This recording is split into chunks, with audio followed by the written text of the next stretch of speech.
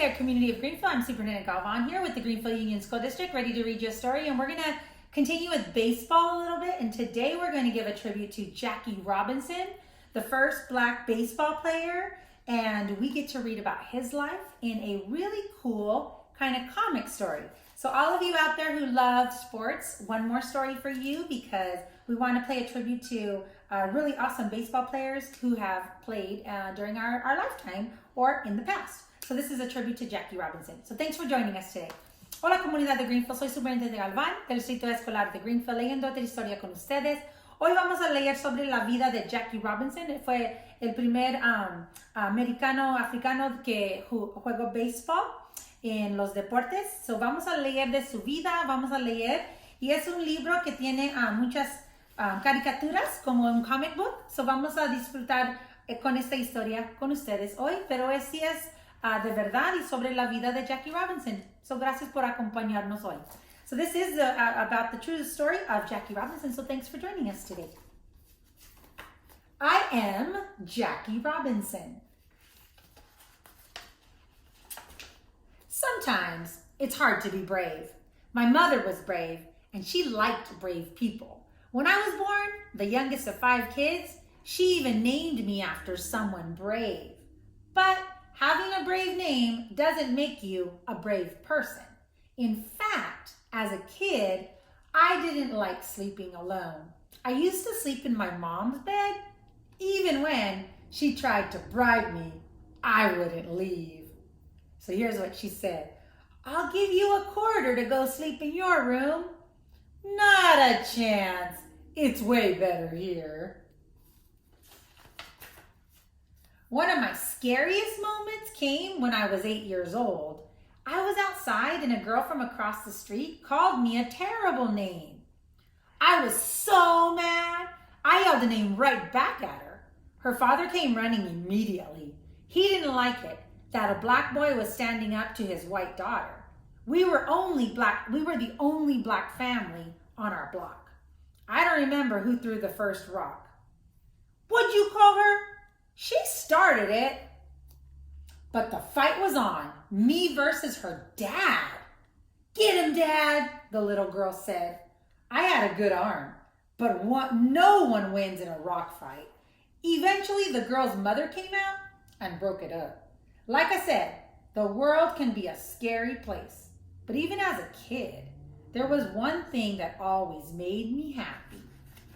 Let's see what that is. Sports. And winning at sports too. Okay, 2 things. He loves sports and winning at sports. I loved playing everything. Baseball, football, basketball, soccer, marbles, even dodgeball. All the kids would get in a circle, white, black, Hispanic, Asian, and we all played together. The rules were simple. If the ball hit you, you were out. I'd duck, I'd jump, I'd leap, and of course, I'd throw and throw and throw. By the time I was done, I was the last one standing. They weren't mad at me for winning. They appreciated the skill it took to win. Those childhood games were some of the only times I wasn't judged by the color of my skin. Still, that didn't make all of my problems go away. At the local public pool in Brookside Park, you could only go swimming if you were white. If your skin was black, they locked you out. When people complained, they gave us 1 day a week to swim on Wednesday. So every Wednesday between 2 o'clock and 5 p.m., they'd open the pool for anybody who was black or Mexican or Asian. And that was the only time they could swim. So how do you win when you feel like you're fighting the entire world? My mother, who worked as a maid, showed me the answer. Back then, we were so poor, we sometimes ate only 2 meals a day. To help us out, every Saturday night, the local bakery would let us take their leftovers. And the milkman, back when milk was delivered to your house, would give us whatever extra he had. We weren't the only ones struggling for money. My mom took the extra food and shared it with all of our neighbors. That's how we got to be friends with everyone in our neighborhood. It was one of my mom's best lessons. When you do something good, it brings out the good in others. Plus, the more our neighbors got to know us, the more they realized just how much black and white people were just alike. I learned a similar lesson from a local mechanic named Carl Anderson. He saw the group of boys I used to hang out with. We called ourselves the Pepper Street Gang. We were a bunch of poor kids. For fun, we'd throw dirt clouds at cars and swipe golf balls from the local course.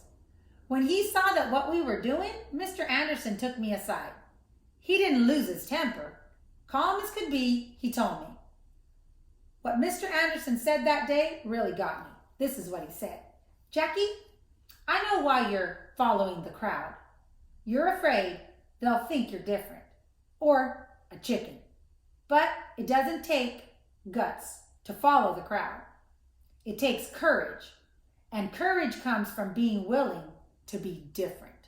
So he wanted him to have the courage to be different, not to follow the crowd. What Mr. Anderson said that day really got to him. With the help of his pastor at his church, he stopped hanging out with that gang. From there, he threw himself even deeper into his favorite activity. And what was his favorite activity? Sports. And winning at sports. Two things, especially baseball. As a teenager, he could run so fast that a local reporter noticed that in nearly every game, he would steal second base, then third, and then home at least once. In college, he became the first UCLA student ever to letter in 4 sports in the same season. He played baseball and football and basketball and track. But the same problems kept coming back.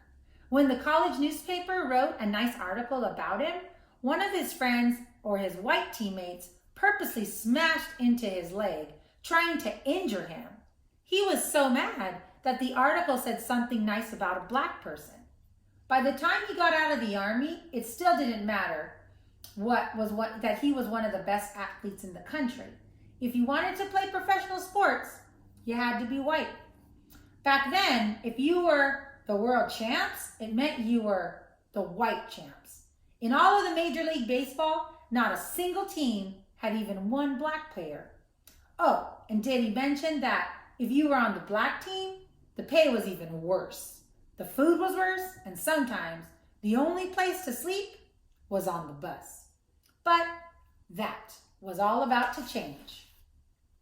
Thanks to a man named Branch Rickey. Rickey was the president of the Brooklyn Dodgers, one of the most famous baseball teams ever. With so many players fighting in the World War II, Rickey had a plan for filling his team. The Dodgers will secretly look at black players. Are you nuts? People are going to stop rooting for us. I don't care. That's what they said there. It's time to do what's right. After searching all across the United States and the world, Branch Rickey found him. He found Jacki Robinson. I'm Jacki Robinson. Nice to meet you, sir. Nice to meet you too. I think you can play in the major leagues. How do you feel about that? Mr. Rickey told me that he knew I was a good ball player, but he wanted to know whether I had the guts or not. He warned me that many white people would be mad to see a black player. There's no one on our side. No owners, no umpires. Loads of players and spectators will yell at you. Pitchers are going to throw baseballs at your head. But no matter what they do, if you get angry, it'll look like you can't handle it. Can you handle it? On April 18th of 1946, when Jacki Robinson was 27 years old, I was given my shot. At Roosevelt Stadium in Jersey City, New Jersey, I played my first official game for the Montreal Royals, the Brooklyn Dodgers farm team. You better believe I was terrified. I didn't want to let people down. Then at 3:04 p.m. was my first at-bat. I was thrown out at first. You're out! The next time I came up to bat, in the third inning, there were 2 men on base. The pitcher decided on a fastball. I can still see it coming. Chest high, down the middle, but this time was different. Thousands of black spectators had come to see what I could do. Thousands of white people were there too, convinced that a black player couldn't possibly be good or as good as a white one. It was up to me to prove them wrong. I can still see that pitch coming, chest high, down the middle, but this time, crack! When the ball finally landed 340 feet away in the left field stands, no one could say that a black man can't play as well as a white man. Some called it a home run. Others called it history. That afternoon, in 5 at-bats, I hit and I got on base 4 times. I stole second base twice and I scored 4 runs. When the game was done, I couldn't get to the locker room because I was mobbed by fans. Black people, white people, young and old, even the folks rooting for the other team. They were cheering for me. Still, they didn't mean it was easy. When I started playing for the Brooklyn Dodgers, lots of players didn't want me there. Pitchers threw fastballs at my head. Runners stepped on me with their cleats. Catchers even spit on my shoes. And they weren't just coming after me. They told me that if I kept playing, they were going to hurt my son. Ooh, was I mad? Yes. Was I scared? Yes. But I never let it stop me. I told you the B is for boom. No, the B is for Brooklyn, genius. Oh yeah, crack. Game after game, I kept playing, knowing I wasn't playing just for myself. Each time, more and more people, black and white, were cheering together. In the stands, fans were, I'm for Jacki, buttons, and slowly, eventually, we were all playing together. Black, white, Asian, Hispanic. Baseball opened up to everyone. It was just like those childhood games of dodgeball. Though the simple game of baseball, and so it was simple, the country saw a new possibility, a new option. All they needed was someone to go first. You see his stats? Stole home 19 times. Was the National League MVP in 1948 when he led the hitting and steals. The Dodgers won 6 pennants in his seasons. He was one of the best people in the Hall of Fame in that year, in his first year that he was even eligible. In life, people tried to scare me. They wanted to stop me. They wanted to make me go away. Why? Because I was different. Each time I wanted to fight back. But for real change to come, you need to lead by example. Being a leader, that takes bravery. But remember this, no one is born brave. No matter how big or small you are, there will always be things that are going to scare you. And it's okay to be afraid. Just don't let it stop you. There's real power in each and every one of us. Use that power to do something right. Use the power for a cause that you believe in. And most of all, use that power to lead and to help others. Remember that park where they wouldn't let us swim? It's now called Robinson Park. Today, no one in baseball can wear the number 42. But once a year, every player on every team wears number 42 because it's a day to honor. Yeah, instead of Brooklyn, you could have told people the B was for brave. Just like my middle name, said Jacki Robinson.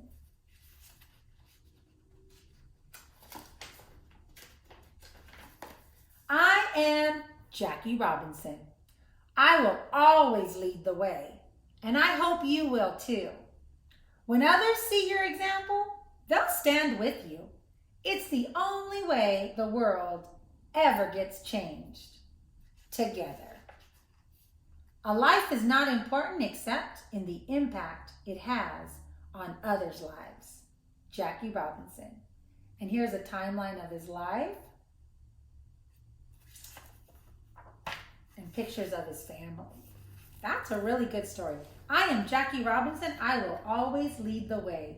This was written by Brad Meltzer. So how great is that, right? So a tribute to I love the last part where it talks about how you need to do what you want to do and don't let anyone ever stop you or scare you.